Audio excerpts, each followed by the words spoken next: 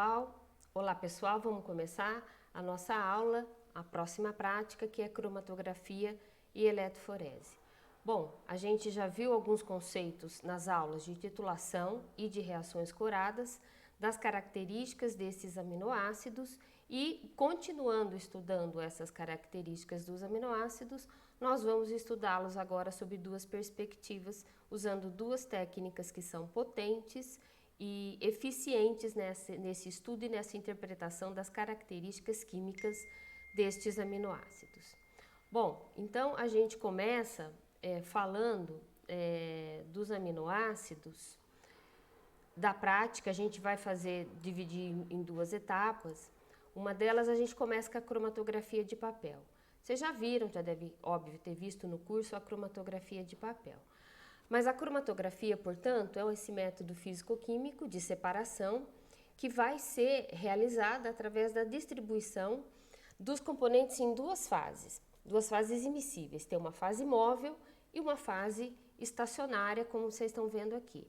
A gente vai colocar essa fase móvel mergulhada nessa fase, essa fase estacionária mergulhada nessa fase móvel, e os produtos, as amostras que a gente colocar aqui vão eluir de acordo com essa interação entre a fase móvel e a fase estacionária.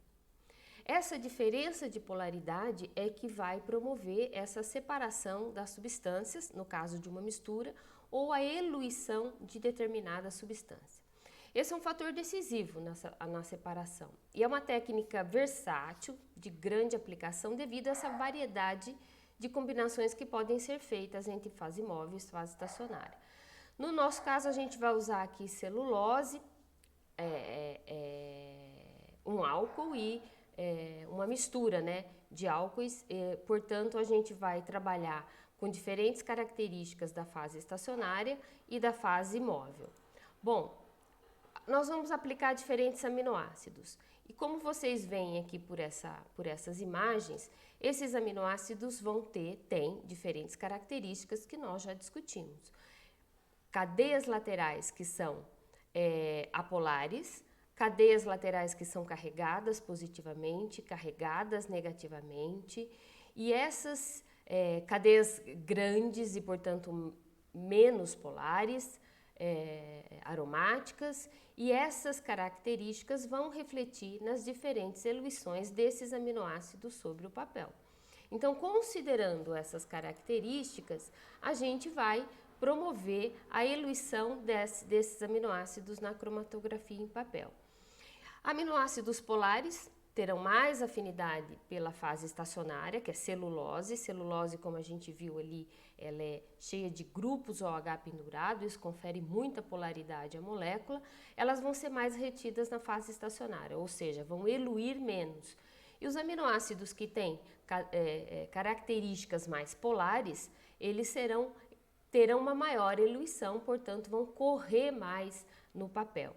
E a gente vai poder calcular esse RF, que é esse fator de retenção aí, comparando a diferença entre a distância percorrida pelo solvente e a distância percorrida pela substância analisada de acordo com a prática. Na prática, a gente vai preparar um papel, como está lá no roteiro, como está no vídeo que vocês vão assistir, aplicar a amostra nessas posições, diferentes posições, e vamos colocar esse papel nessa cuba. Vamos fechar em formato de cilindro, colocar em uma cuba previamente saturada com esse sistema, que é butanol, ácido acético e água. Essa é a nossa fase móvel.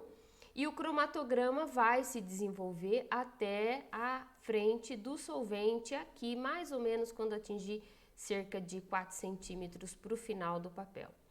A folha vai ser retirada, vai esperar o solvente secar, como está no vídeo, e a gente vai revelar. Revelar colocando uma solução reveladora, que no nosso caso é ninidrina, uma vez que a gente vai promover a reação da ninidrina com os aminoácidos e, portanto, revelar a posição deles por essa cor arroxeada que vai aparecer no papel, da mesma maneira que a gente fez a reação lá nas reações coradas da aula passada.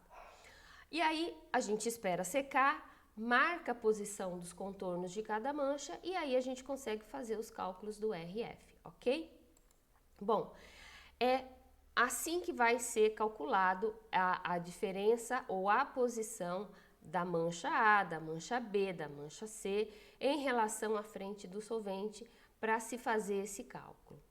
Bom, isso para cromatografia em papel, portanto, nós vamos estar falando das características de polaridade das cadeias laterais do aminoácido. Quando a gente fala de eletroforese, aí a gente vai trabalhar com outro conceito de uma característica também importante dos aminoácidos, que é a carga líquida. A carga líquida em determinados valores de pH.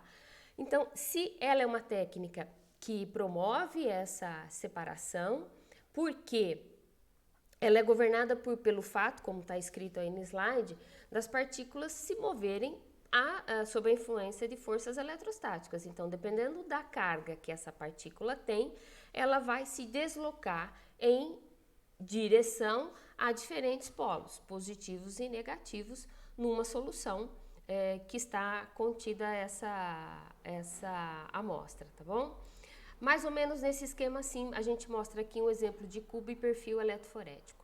Se vocês veem aqui, essa partícula aqui em laranja, ela tem uma distribuição igual de carga, então a gente considera que ela tem uma carga líquida zero. Sobre um polo, ou sobre diferentes polos positivos e negativos, porque existe aqui uma corrente passando. Se essa partícula tem uma carga zero, ela não se move. Ao contrário, se eu tenho aqui, nessa partícula aqui, um excesso de cargas negativas, ou seja, ela tem uma carga líquida negativa, ela vai se deslocar em direção ao polo positivo e, de modo contrário, se eu tenho uma partícula que tem uma carga líquida positiva, ela se move em direção ao polo negativo da cuba. Essas partículas serão os nossos aminoácidos, que tem uma característica de carga, como a gente já discutiu na aula, a gente já falou disso da aula de titulação. A gente vai aplicar esses aminoácidos que estarão contidos nas amostras, e aqui eu coloco uma tabela para que a gente tenha uma ideia e vocês possam inferir qual vai ser a carga líquida de cada um desses aminoácidos nos diferentes valores de pH que nós vamos estudar e colocar na cuba eletroforética, tá? Então, por exemplo, aqui está o PI. Se esses aminoácidos forem colocados em condições nesses valores de PI, eles não vão se deslocar.